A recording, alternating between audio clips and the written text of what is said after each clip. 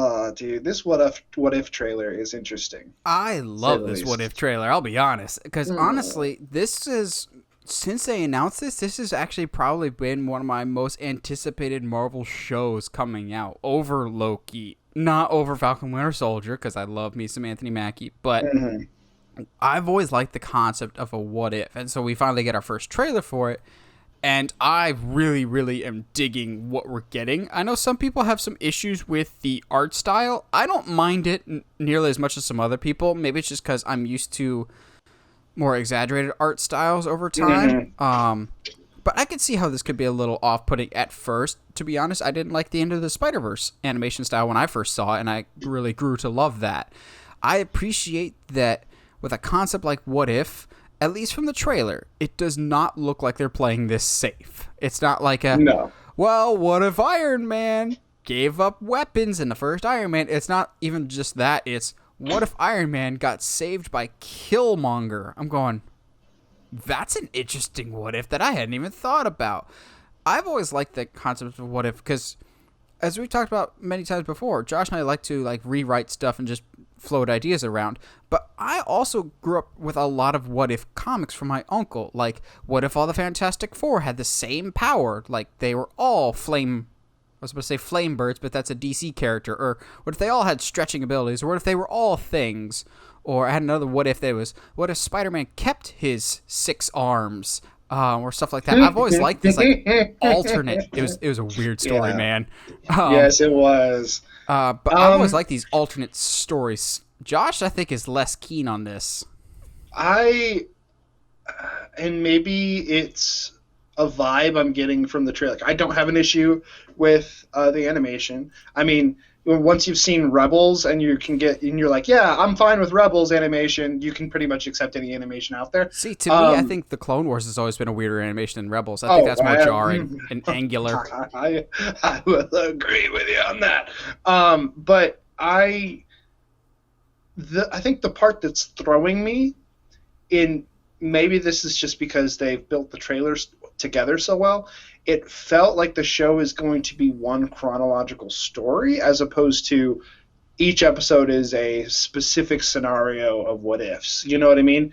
So which if all of a sudden we're just telling story, we're trying to do a full chronological story of tying a bunch of what ifs together, I it's not what I signed up for.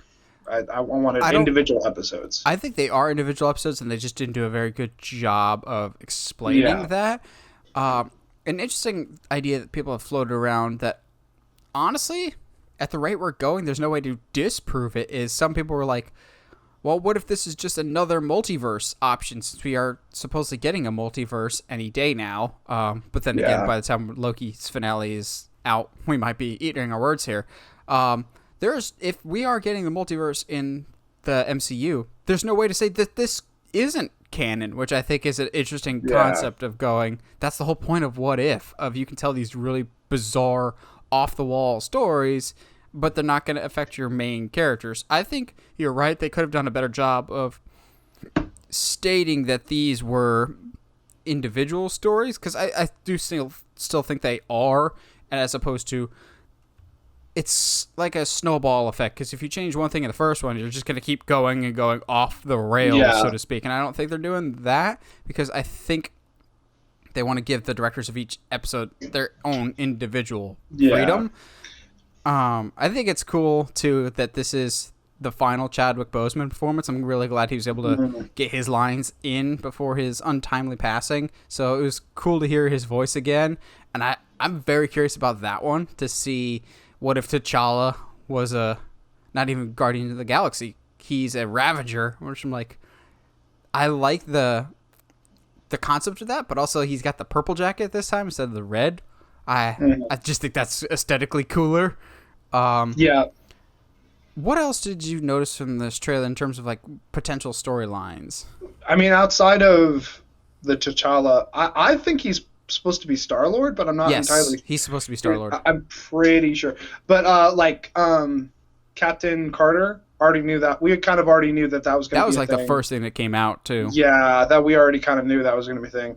Um, I'm trying to remember off the top of my head any of the like really obvious ones, but I'm curious what they're going to do with Thor. Apparently, they're doing something with him. I don't know what that.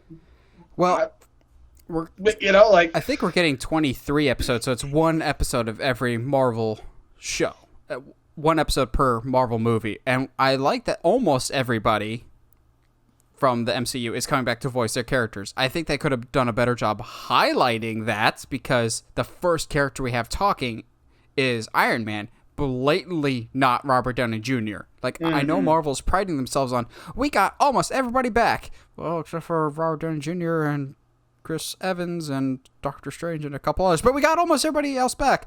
I would have highlighted that more, of using voice casts of people and voices that we already knew. Like you said, we have Thor. That is definitely Chris Hemsworth. Or Haley Atwell is definitely Captain Carter here. Like, I think we could have relied on the voices that are returning instead of openly pointing out the ones that aren't. Like, that Robert Downey Jr. one was so off of what we are used to that I think for some people it might be a little jarring.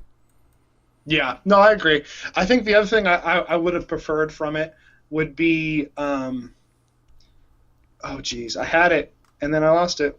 I could see it leaving. Okay. Yep. Bye, Thought. Have a great day. It died of loneliness. Yeah, I mean, there's not all two brain cells are firing right now. Because you haven't been sleeping, man. Yes, I'm trying to stall for time.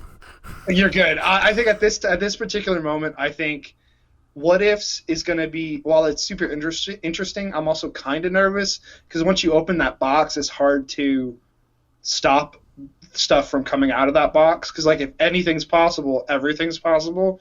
And it's what's that line from The Incredibles? If everyone's special, everyone's special, no one is. Which